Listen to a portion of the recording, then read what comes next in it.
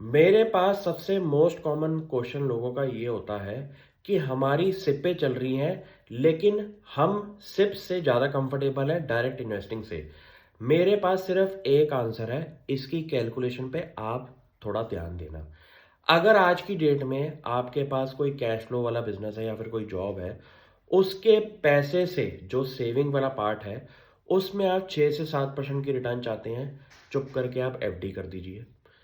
अगर इससे ज़्यादा रिटर्न चाहिए 10 से 12% की, म्यूचुअल फंड कर लीजिए जो आपकी सिप चल रही है। लेकिन अगर आपकी जेस्टेशन पीरियड बड़ा है, आपकी रिस्क एपिटाइट अच्छी खासी है, तो अगर आपको मिनिमम 20 से 25% की एनुअल रिटर्न चाहिए, तो सिर्फ और सिर्फ स्टॉक मार्केट ही ऐसी कैटेगरी में आपको रिटर्न दे सकता है।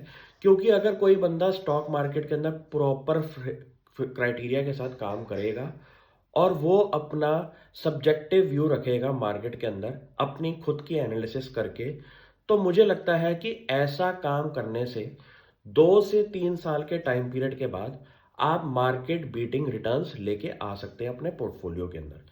इसके अंदर सबसे बड़ा टेस्ट ये होगा कि आपको पहले 2-3 साल, अगर आप न्यू भी हैं डायरेक्ट इन्वेस्टिंग के अंदर, तो पहले तो आपको 2-3 साल ये चेक करना है कि इस मार्केट के लिए आप बने भी हैं या नहीं। सबसे मोस्ट कॉमन क्वेश्चन ये है कि भाई हमें तो रिटर्न चाहिए बहुत जल्दी।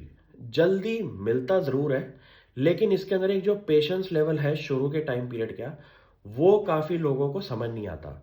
रीज़न बीइंग, लोगों को ये लगता है कि हमारी म्यूचुअल फंड के अंदर 10-15% की रिटर्न आ रही है, स्टॉक मार्केट में इतनी आ नहीं रही, तो हम अपना पैसा, दिमाग जो है, वो डायरेक्ट इन्वेस्टिंग की जगह म्यूचुअल फंड में लगाते हैं। अब यहाँ पे एक छोटा सा टर्निंग पॉइंट ये है कि आज की डेट में अगर आपने 2 से 3 साल डायरेक्ट इन्वेस्टिंग में दिखा दिए और आपकी रिटर्न्स म्यूचुअल फंड के कंपैरिजन पे है, तो ये एक बहुत बढ़िया बात है। क्योंकि 99% लोगों का इतनी कैटेगरी में भी रिटर्न्स फॉल नहीं होता। अगर आपने 2-3 साल मार्केट के अंदर निकाल दिए ऐसे करके, तो आप एक नेक्स्ट लेवल ऑफ ग्रोथ पे आ जाएंगे। इसमें क्या होगा कि आपके पास कुछ वॉच लिस्ट वाले स्टॉक्स होंगे और आपकी मार्केट को लेके एक अंडरस्टैंडिंग बिल्डअप होगी कि मार्केट को अगर जीतना है तो मार्केट के साथ रह के जीता जा सकता है। इसका ये आंसर ये है कि हम कभी भी ये वाली स्टेटमेंट ना बोलें कि भाई हम तो मार्केट को टाइम करेंगे, मार्केट के अंदर फॉल आएगा हम पैसा तब लगाएंगे। मार्केट ऐसे कभी नहीं चलती। आपको हमेशा मार्केट के अंदर इन्वेस्टेड रहना पड़ता है। इन्वेस्टेड का मतलब ये है कि सपोज आपका 10 लाख रुपए का पोर्टफोलियो है और आपके पास सरप्लस कैश के अंदर कुछ गुंजाइश बची हुई है कि अगर मार्केट फॉल होगा तो मैं वो सरप्लस कैश लेके मार्केट के अंदर लगाऊंगा। लेकिन जब तक आप मार्केट के अंदर इन्वेस्टेड नहीं रहते, मार्केट के रंग रूप को नहीं समझते, तब तक आप मार्केट की रीडेबिलिटी के अंदर आप नहीं आ सकते।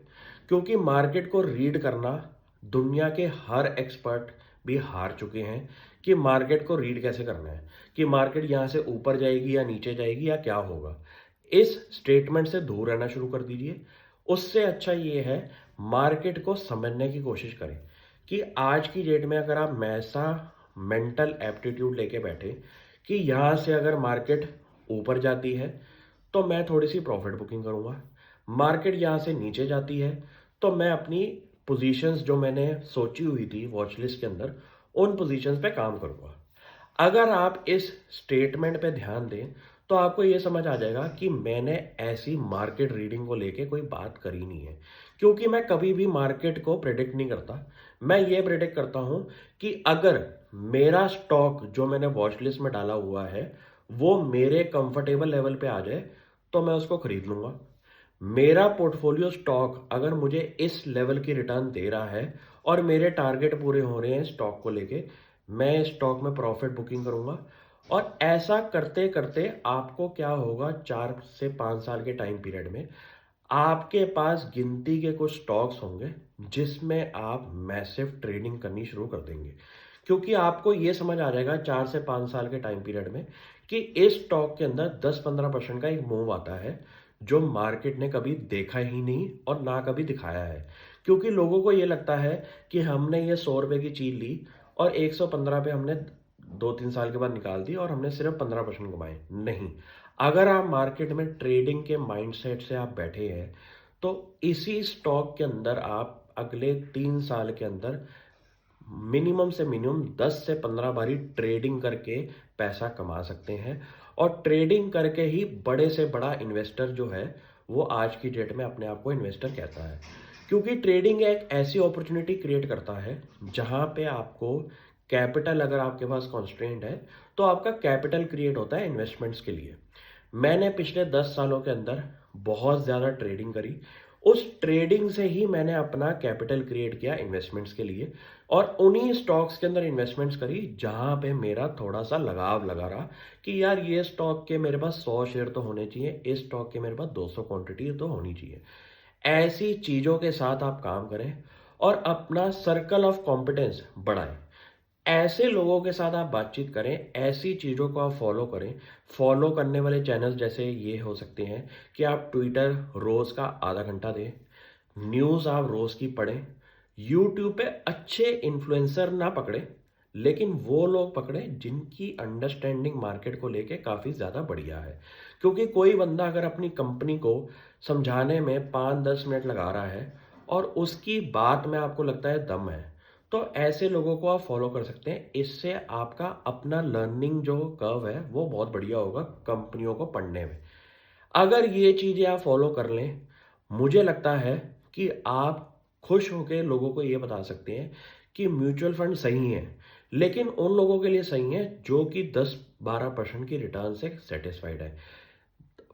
अगर आप स्टॉक मार्केट में काम कर रहे हैं तो आपका मिनिमम बेस क्राइटेरिया 4 से 5 साल के टाइम पीरियड में ये होना चाहिए कि मुझे तो 20 से 25% की रिटर्न चाहिए होती है अगर मैं शेयर बाजार में काम कर रहा हूँ। ये स्टेटमेंट हर पुराने ट्रेडर इन्वेस्टर से पूछिए, उनके लिए भी ये एवरेज अमाउंट होती होगी।